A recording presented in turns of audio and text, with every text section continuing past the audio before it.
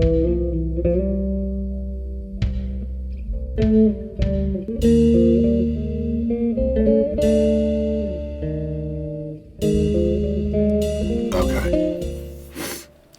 think my recording levels will high.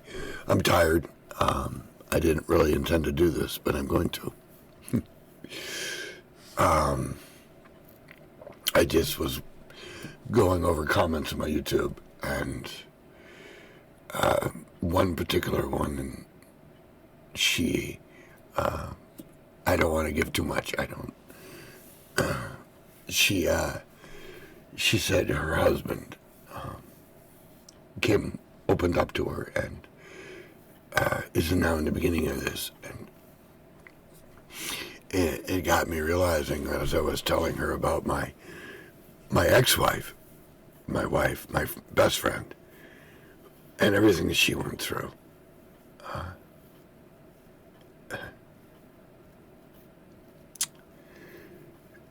The people who are around the guys, the women, but the guys who have been through this,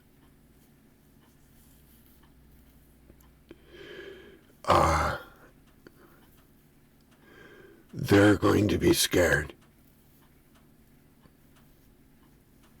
Because when this kind of thing happens to you, you don't know who you are after that. And we keep saying how men are supposed to be this way and that way in life, in America, American men. And we don't see ourselves comparing to that because, well, we let somebody do something to us that we didn't want, but we weren't strong enough, we thought, strong enough to stop it, to, you're sitting there going through it thinking,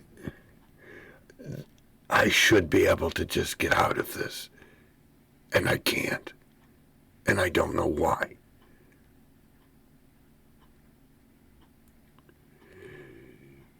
When you're dealing with guys who've been through this, especially when they begin to open up,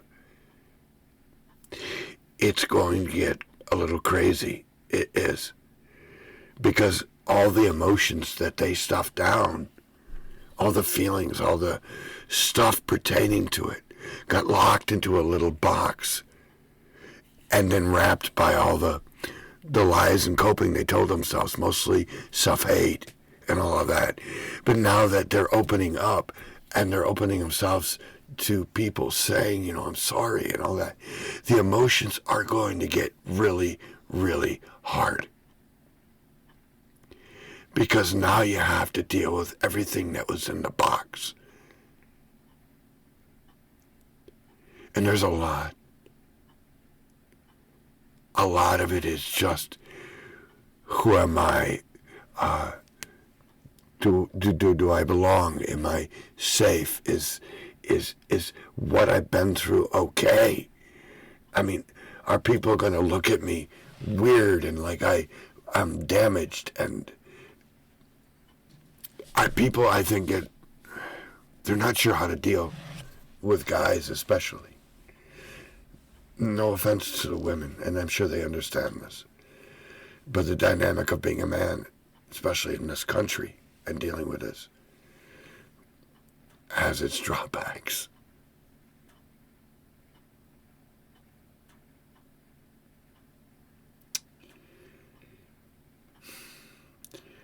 There's going to be a lot of shame surrounding it. So much.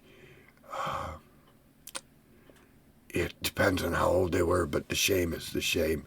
But what type, how it feels. What I dealt with was a cross between experiencing it and the shame I carried in from childhood for how I used to feel and gay. So my connection to my shame is younger, but I was older, 19, when he and here I am having trouble saying it straight up, abused me, used me, forced me to lock myself into a personality or a place inside that was just dealing with everything. I don't want to get off from the point of this. The point of this is quite simply to talk to those people who are, suddenly find yourself and your mate, your spouse, starts saying, yeah, this happened to me.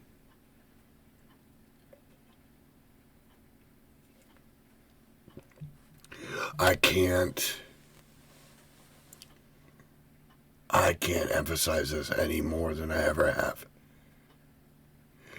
If you dismiss him, even if his recollection of what happened is confused and distorted, and suddenly starts to sound weird, it's only because his brain is trying to put together the pieces properly. It takes a little time. But the worst thing for a guy, especially when he's opened up, is to dismiss the experience.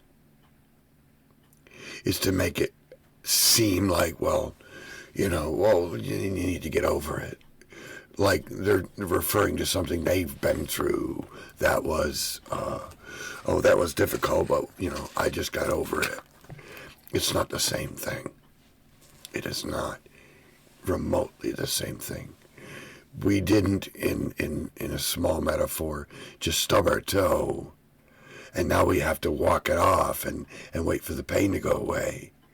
The pain hit us and then got twisted into the coping, and then got distorted, and then started to reflect upon how we believed about ourselves.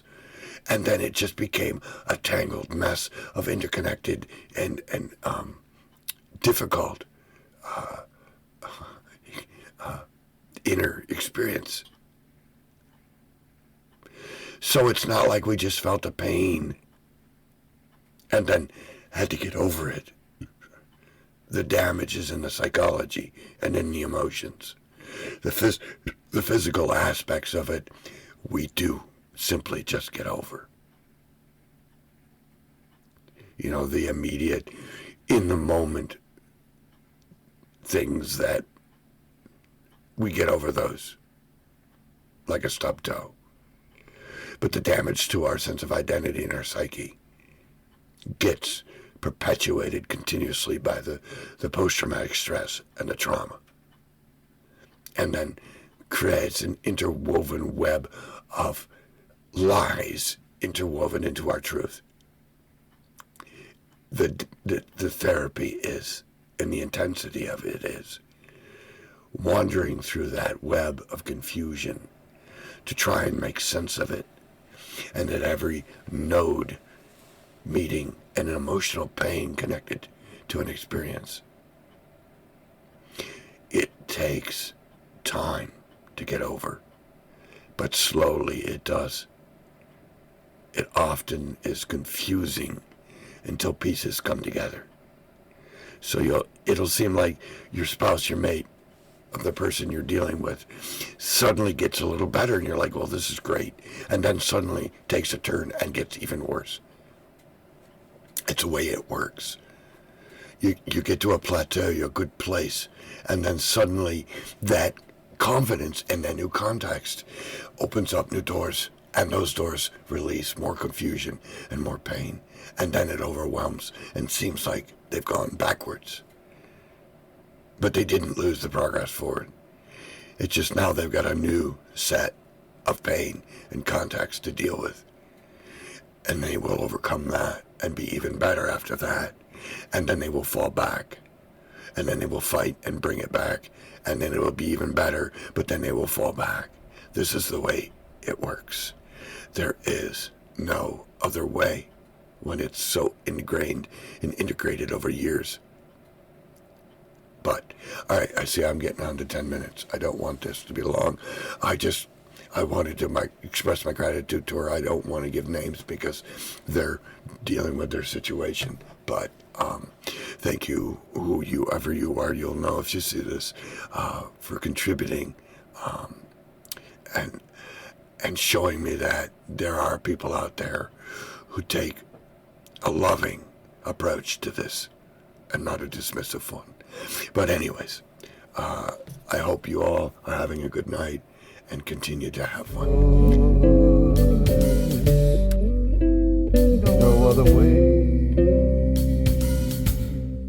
You wake up this morning, it's today.